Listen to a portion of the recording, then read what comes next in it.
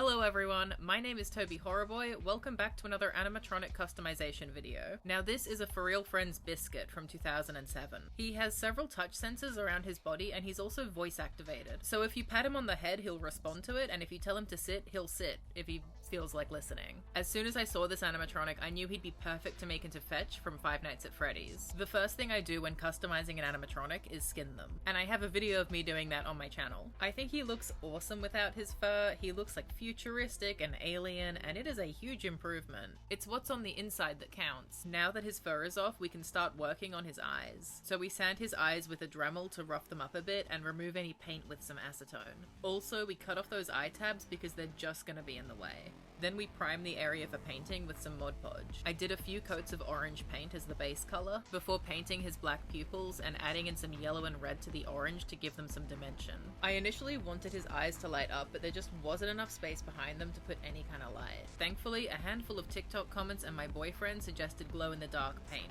and that goes on top of the rest of the paint. We also put black paint in his eye cavity, so if that area is visible when he blinks, it won't look out of place. Now Fetch's eyes look kind of sunken into his head, and he has these big black circles around them. And to get that effect on our Fetch, we're going to be using craft foam. This will help us cover the gaps around his eyes, but it's also just what he looks like. So we start that by cutting two small holes out of two pieces of craft foam, and these have to be like the exact right size. Big enough to let his eyes move up and down, and that's it. Then we can cut out the two outer circles before priming them with Mod Podge and painting them black. This is one of the few things on Fetch that actually has to be perfect, so getting the sizing right was really important. But once it was painted, it could be Mod Podged again and then glued on with contact cement. And I'm just gonna cover this now so I don't have to keep saying it. The plastic that Biscuit is made from isn't porous enough for paint or glue to stick well. So before I put any paint or glue on him, I sand down the area using a rotary tool or just sandpaper. When you see me gluing something to Fetch, just know that that area has already been sanded. Okay, cool, let's keep going. With his eyes out of the way, we can move on to Fetch's chest cavity. The book says that he has an exposed circuit board on his chest, and I just so happen to have a circuit board in my bag of wires. It looks like it's from a laptop and it is way too big, so we're just gonna cut it down to the best part. I would have loved to have stuck this inside of his chest, but as you can see, there are already a bunch of wires in there. So there is both no space to put the circuit board, and if I did try and cut into it, I would probably snip every wire in there, and then Biscuit wouldn't work anymore. And that is not a risk that I'm willing to take. The whole point of him is that he's an interactive robot. Unfortunately, Fetch's chest is very curved, so the circuit board wasn't able to sit flush to his body. So we glued a piece of craft foam over his speaker because honestly, he is so loud, and then just patted out the edges with more craft foam until the circuit board was able to sit flat. Once his circuit board has been glued on, we just take a rotary tool and round out the edges of the foam, and that'll help blend our additions into the rest of his body. Also, I realized that I never took his tongue off while skinning him, and for what we're about to do, it needs to be gone. So we just cut through the little plastic tabs and then unscrew his tongue piece. I keep all of the tongues, teeth, eyes that I pull off the animatronics, and every day I get a little bit closer to making them into jewelry. I don't know, what do you guys think? Fetch's head is a really weird shape, and it's very different to what Biscuit's head shape is. So we're going to be padding out his head using EVA foam. Our foam pieces are going to be 3 different sizes of rectangle. There's a lot of trial and error here, and we're basically just gluing on rectangles until it starts to be the right kind of shape. We trimmed the edges down with some scissors and then rounded them out with the rotary tool. There were meant to only be 3 pieces on each side, the top part of the head, the bottom part of the head, and the lower jaw piece. But Fetch's lower jaw had to get totally reconstructed. The issue was that we needed to add foam to that area to make his jaw match the rest of his face, but if we put the foam in the wrong spot, his mouth just might not be able to open anymore. So naturally what I did was put my finger inside and outside of his jaw while he was on to make sure that the piece was moving okay. And just a few days before, I'd been laughing about how it says in the instruction manual to not put your fingers in his mouth. I did not listen. It is entirely my fault and it wasn't that hard, but he did bite me. Guys, safety first, please don't be like me. However, all of this messing around with his jaw made me realize that that front little bit doesn't actually do anything. I thought that that bit was gonna be what triggered him to like start eating, but it's not, it's just in the way. It's molded to stick up more than the rest of his mouth, which is really inconvenient for Fetch, so we just went in there with a hot knife and cut it out. Also, I briefly lost a piece of this melted plastic inside of his chest cavity. It looks like old bubblegum with hair stuck to it, and if I had to see it, so do you. With that piece out of the way, we can add more foam to his jaw. His head head shape is a bit weird and all of the pieces that we've added have to blend in nicely to each other, or it'll be super lumpy under the fur and his whole head will look off. The underside of his jaw is now hollow, so we're going to glue in some craft foam. Finally, we can bulk out his snout. Once we're happy with his head shape, we can look at his inner mouth. We're going to start by covering up the very back. Because his mouth opens and closes, we need to use a stretch fabric to accommodate that movement. Theoretically, it could be cool to see his head mechanisms, but they're all cream and like pastel pink and blue. The plastic the Biscuit is made out of isn't perfectly smooth, it has a lot of holes in it. So we're going to be covering the top, bottom, and both sides of his mouth with craft foam. We cut out our 4 pieces, prime them with Mod Podge, paint them black, and then seal them with more Mod Podge. We glue all of our pieces in using our contact cement. We'll have to do some more reshaping with foam later on, but for now, do you guys want to see the worst part of this project? And I don't mean worst as in difficult, I mean worst as in Fetch duct taped into 2 garbage bags. Fetch actually has a cameo in Security Breach, and you can see his tummy in that art, and there's like a big silver line across his middle. And the easiest way to do that is spray paint, but spray paint gets everywhere. And the easiest way to not get spray paint all over the rest of him? Duct taping him into rubbish bags. I still don't have any sort of setup to film spray paint segments outside, but I sprayed on some primer, 2 coats of silver, and then finished it with a matte clear coat. I did a movement test with him to make sure I didn't miss anything and that he was still working. I'll mention now that Biscuit is incredibly fragile. Since starting this project, I have had so many people come forward to tell me their horror stories about their Biscuit that broke tragically. Basically, what you need to know is that the front legs are very prone to breaking. Maybe 90% of Biscuits that you see available for sale now have issues with their front legs, and I tried to get one of those, one of the damaged ones, for this project because I thought I'd be able to fix it, but I ended up with not 1 or 2, but 3 of these animatronics in incredibly good condition. So not only did I have the general fear of all Biscuit owners of breaking his front legs, I have to worry about it happening while I'm doing something stupid like duct taping him into rubbish bags. And I just need you guys to understand what was plaguing me throughout this whole project. And you can see that he's leaning a bit in that last clip, but don't worry, we're gonna fix that later. For now, let's take off his hind legs. It's finally time to start looking at his fur, but before we can do that, we have to make a pattern for his body. I started that here by taping down the center back seam. Biscuit's body is symmetrical, so we only need to make the pattern for one side. It's really important to factor in where his battery pack is when patterning, because there needs to be enough fabric there to install Velcro so we can change his batteries. Once we're happy with how it looks, we can cut it out of our actual fur. And I got a lot of comments about the color of it. Fetch is described in the book as being grayish brown, but I couldn't find any short pile fur that matched that color. At least not any fur that was in Australia that I wouldn't have to pay more than $100 shipping on. So what I ended up doing was getting a brown fur that I liked tonally, and later on I'm going to make it more grayish. Fetch has been in an abandoned building for years, he is covered in dirt and dust, and I'm gonna make him look gross at the end. So I know it looks like it's completely the wrong color, but please just stick with it, we will be fixing it later. Anyway, we cut out our 2 pieces, making sure that we've got a seam allowance, and then we machine sew up his center back seam and the seam from under his tail to the very bottom of his battery pack. And I'll just show you guys something I do every time I sew with fur. Machine sewing or hand sewing, it really doesn't matter. If I am sewing with fur, I am running a pin along that seam to pull the fur out. That way you can brush the fur down and it'll help hide the seam, and it will just look 100 times better. To make sure that it fits him properly, I've pinned up the front seam and we're going to start gluing it on. We're using contact cement and we're starting at the center back and working our way along the top edge. Now that that's glued on, we can hand sew up the seam above the battery pack. The battery pack needs to be easily accessible so that we can change the batteries and take them out so they don't explode. And we're going to do that by hand sewing in some Velcro. Please excuse what my stitches look like here. Sewing Velcro onto fur is terrible actually. But with that, our lower body fur is done. And before we can add any more fur to Fetch, we need to reshape his paws. Biscuit's paws are great and everything, but they don't fit the FNAF style, they're too small. So we're going to bulk them out with some foam. The base for each of Biscuit's paws is 2 layers of craft foam, and I had to sand off the bit where his old paw pads screwed in. Look at how small his old paw pads are compared to his new ones. We use contact cement to glue the paw bases on and then do an obligatory movement test. And you can see that we're still having some issues with that front leg. I promise we'll fix that soon. In the meantime, we need to build up the height on Fetch's paws. Theoretically, I could have used stuffing for this, but his front left paw actually does have a sensor on it. And when you touch that sensor, he raises that paw up for you to shake it. And I didn't want to stuff 3 paws and use foam for the 4th one, so I've just used EVA foam for all of them. The top parts of his paws don't have to hold up to any sort of pressure, they're not like supporting anything. So I just used the scrappiest pieces, of scrap foam that I had. They are so small that they are almost unusable, but occasionally a project like this will come along and I will need a lot of small pieces of foam, and that is why it's actually okay that my foam drawer looks the way that it does. Once those pieces are glued on, we can use the rotary tool to sand them into shape. And then we can repeat that process for the front paws. But this time we have to tell Fetch to sit up and beg, so that he sits up with his front paws in the air so that we can actually reach them to sand them down. His paws are now the right size and shape, so we can start to fur them. Each paw gets covered with 2 pieces of fur, top and bottom. We can pin the fur straight into the foam to hold it in place, and then use a ladder stitch to sew both pieces together.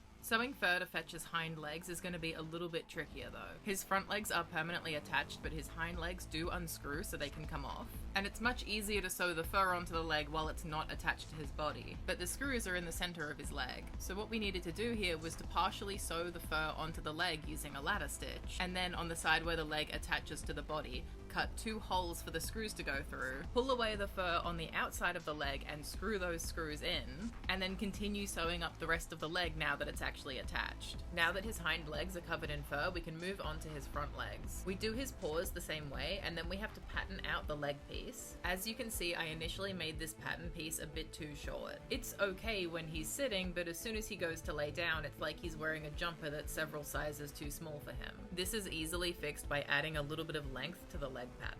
And I did notice that the original Biscuit has some wrinkles in his leg fur from all the excess. Apparently I didn't film this at all, but this is when I fixed his leg issue. All I did was tighten the screws in his legs. It was really easy. I'm not sure if this would fix every Biscuit's front leg issues, but as long as the actual plastic core is okay, it might help. At the very least, it worked on mine, and I am so happy about that. Once we've cut the fur out, we're going to glue it straight to his leg, and that's to ensure that he still has his full range of motion. Biscuit's front legs have enough problems, let's not add to them. Then we can hand sew up his inner leg seam using a ladder stitch, making sure that we sew around his ankle to connect his leg fur to his paw fur, just so there aren't any weird gaps if his fur moves. And it's finally time to do the upper body fur. Looking at the pattern, you can tell that I had to make a bunch of adjustments to it. Biscuit moves his head around a lot, so I had to make sure that this piece was long enough to follow through on that movement. So we cut both pieces out of fur and machine sew up our center back seam. And then we can put it onto Fetch and start to pin up his center front seam.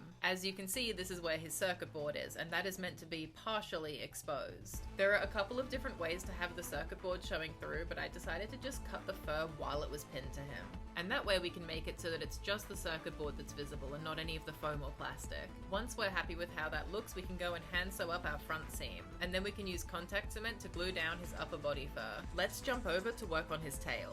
Fetch's security breach cameo shows us that his tail is segmented, and much like his tummy, some metal parts are showing through. So we're going to start the tail by sanding it to get it ready for painting. We block off the parts that we don't want painted with duct tape, and then it's time to put Fetch back into the giant rubbish bag. It's awful, this poor boy. But once his tail has been spray painted, he can come back out of the bag and we can remove the duct tape. The rest of Fetch's tail is basically just 3 little tubes of fur. We make those pieces by cutting out 3 strips of fur, and the very end piece comes to a point at the tip. Each piece gets machine sewn up to form a tube, and then we hand sew on the very base of the tail to the body. To finish up his tail, we can just slide the last 2 pieces on and glue them down with contact cement.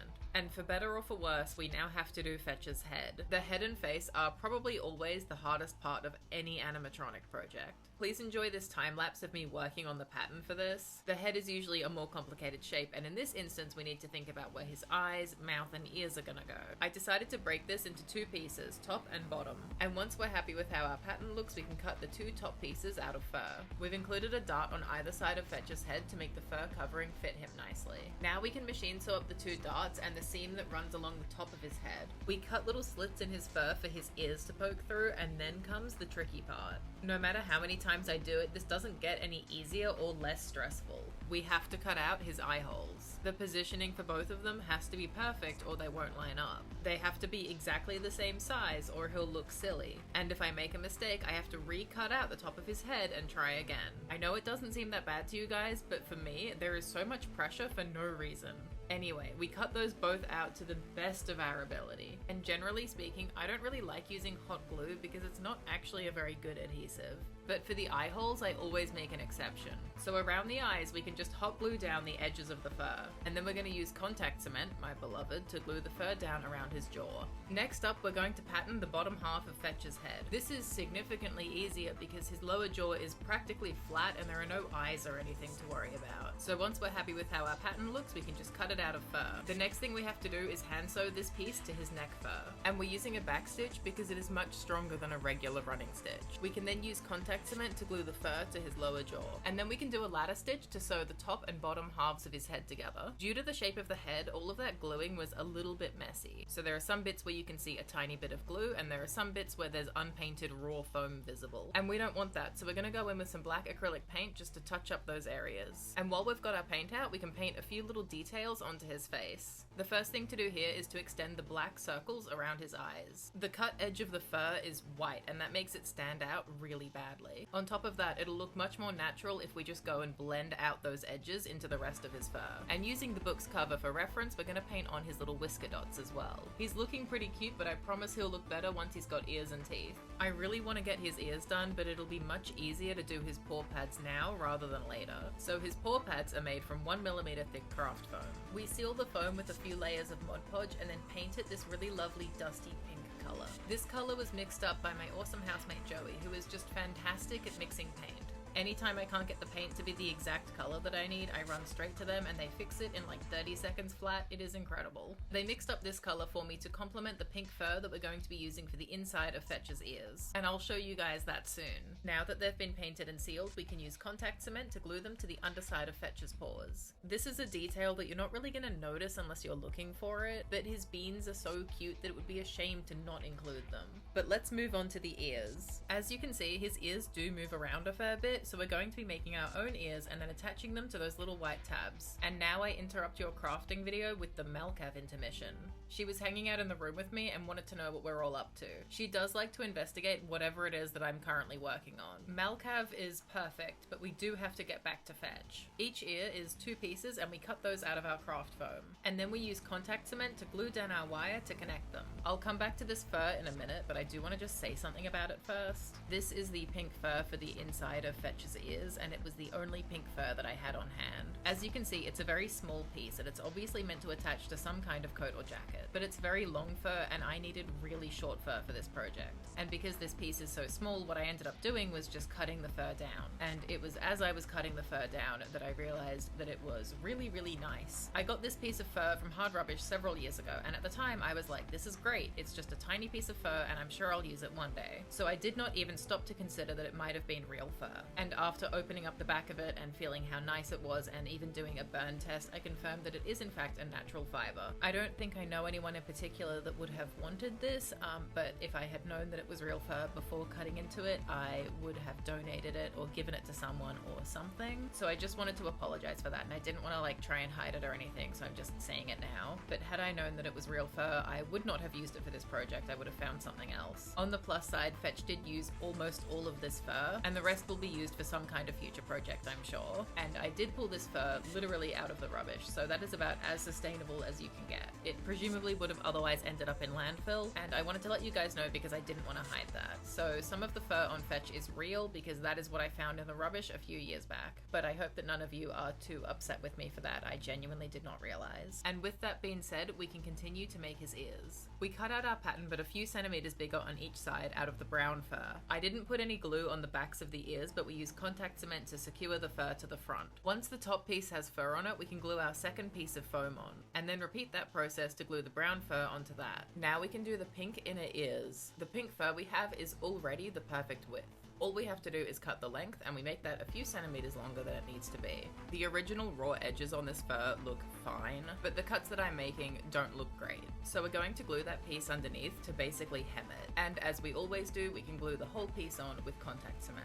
Once all of the pink fur is on, we're ready to give Fetch his ears. We start by wrapping the wire around Biscuit's ear tabs to help secure them, and it's really important to make sure that both sides are the same and that no movement is being restricted, because we are going to cut those wires all of the way down and cut off the rest of the tabs, and then use super glue to hold everything in place. but we don't want visible white plastic and glue, so we're gonna paint them silver to match. It's finally time to give Fetch some teeth. There are a bunch of different ways to do this, but we're going to use thermoplastic beads. Once you put them in boiling water, they become very malleable and you can mold them into any shape that you like. And after a few minutes at room temperature, they become a hard plastic again. And this material is great because if you made a mistake or you don't like how something looks, you can just put it back in the boiling water and use it again. A lot of cosplayers use this to make like vampire or demon fangs because it's mouth safe and you can mold it to the shape of your teeth so they stay in. But we're not making vampire teeth for a human, we're making robot dog teeth for a robot dog. And we have to make a lot of them. Each tooth is made by molding it into the same vague triangular shape, and I didn't want the teeth to look too plain or uniform, so I used a knife to add some texture. I have a love-hate relationship with making teeth for any project, because I somehow always make one or two less than I need. And I'm sick of it, so this time I made way too many. When we're done with him, our Fetch is going to look kind of gross, like he's been sitting in an abandoned building for years. So I didn't want to leave his teeth plain and white, but because Fetch isn't a real dog, they shouldn't really be bone-colored either. The first color we used was black, and we put that on really heavily and made sure to get it into all of the crevices. This highlights the cuts that we made earlier and helps them stand out. We removed most of the black paint with a paper towel, and this helps give the tooth a grayish tone. The second color that we used is this horrendous shade of aioli that I mixed up. I know I said that logically Fetch's teeth shouldn't be bone colored, but I think they can be maybe just a little bit bone colored. And we're taking the smallest possible amount of paint and basically dry brushing it onto the teeth. We don't want a lot of paint on there, it's just for a little bit of variation in the tooth color. We've finished painting the teeth for now. Before they can be glued in, we need to make sure that the backs of them are actually flat. The teeth aren't that big and we need as much surface area as possible for the glue to stick to. This can be done really quickly and easily by just sanding down the backs with a rotary tool. And now his teeth are finally ready to be glued in. Making so many individual teeth is always a little bit of a pain, but it also makes every animatronic look so much closer to done. And Fetch is in fact not too far off finished. You guys know that I love contact cement, but we're actually going to be using super glue here. So we just put a little dab of super glue on each tooth and just start putting them in. I started at the side of the face where we added all that extra foam, because there's a very obvious transition between the black fabric at the back of his mouth and the black craft foam on the side of his face. They might be the same color, but they are visibly very different materials. We're trying to cover those seams by putting the teeth directly in front of them. The teeth make him look so much better. And now it's time for a very special thank you. Depending on the project, customizing animatronics can get kind of expensive. And even though it wouldn't have looked nearly as good, I was happy to make Fetch's tag out of foam. But I thought it would be really cool if we could get him an actual engraved tag. So I put out a Ko-fi goal and it was fully funded very quickly. I'd like to say a big thank you to chaosduck.cos and D Cosplayer. You guys funded his tag and collar and they look fantastic on him. He has a real tag, Fetch is now a real boy.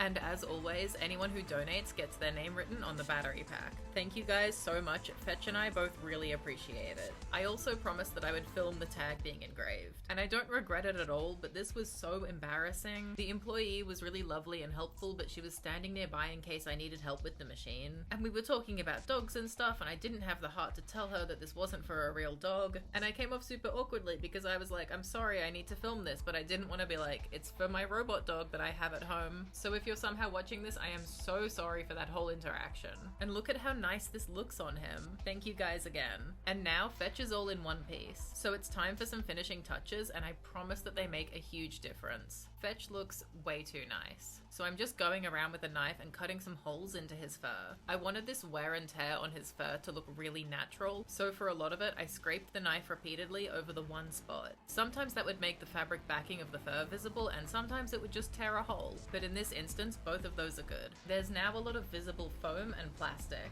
and that doesn't look great. So we're going to paint all of those silver to match the exposed metal on his body. Fetch also has a few wires poking out of him. And luckily enough, I have a miscellaneous bag of wires. I have these because I knew that I would need them for a FNAF project one day. None of these have an Australian plug and I can't actually test them, so they are just for cutting up. There were also 2 old phones in the bag, and one of those had a keypad. Fetch has some buttons underneath his circuit board, and because he texts, I thought this would be perfect. So I ripped apart an old Nokia and super glued the keypad to him. All of the wires also just get super glued on wherever I thought might look good. I knew that I wanted one of the wires to be really long and to be connected to two different parts of his body. It's finally time to change the color of Fetch's fur. I lost track of how many comments I got about the fur color, and this is the last step. We're going to be doing an acrylic wash to make his fur color more accurate. We start painting that onto him, and while it's still wet, remove a lot of it with paper towel. He's not meant to look clean, so I didn't want him to be one uniform color. Some bits were intentionally left a little bit lighter to show his original fur color, and some bits, especially near the joints, were made darker as if more dirt and grime would gather there. I started painting this on with a paintbrush, but Biscuit is pretty big. I swapped to painting him with paper towel very quickly. And with that, Fetch is finally done. So you might think that the video is then also done and that I'll just show him to you.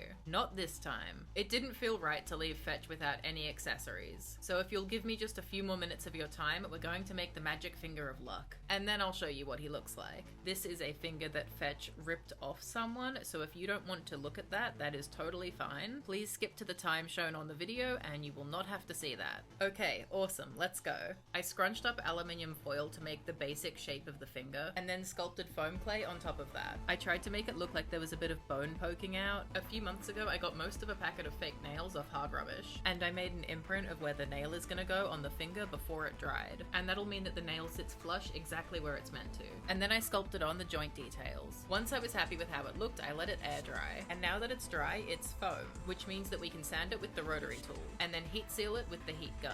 Then we do 2 or 3 coats of Mod Podge and we can start painting it. We start by putting down a flat beige color, and then we get into the crevices with a darker paint, but we don't want it looking too healthy, so I did a light purple wash over the whole finger. The bone gets painted cream and white, and then we add some red paint for the blood. I tried to splatter this up the finger, and I like to think that having a Bachelor of Criminology and Tourette's helped. I cut and filed the nail way down, and then used cream and white paint to get it roughly the right color. I added on some details with white and a very light pink.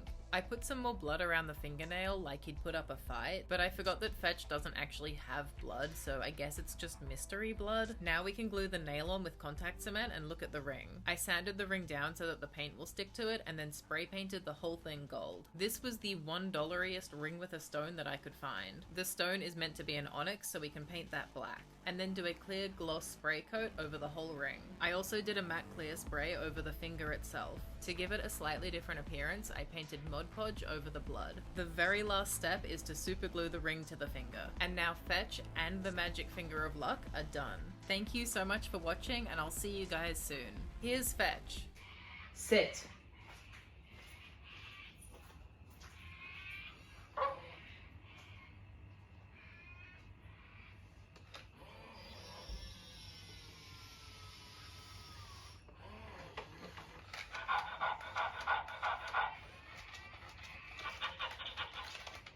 Good boy.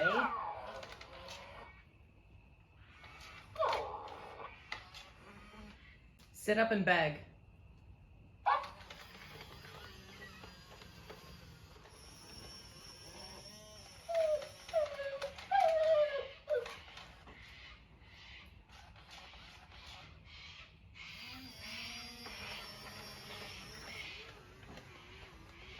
Speak.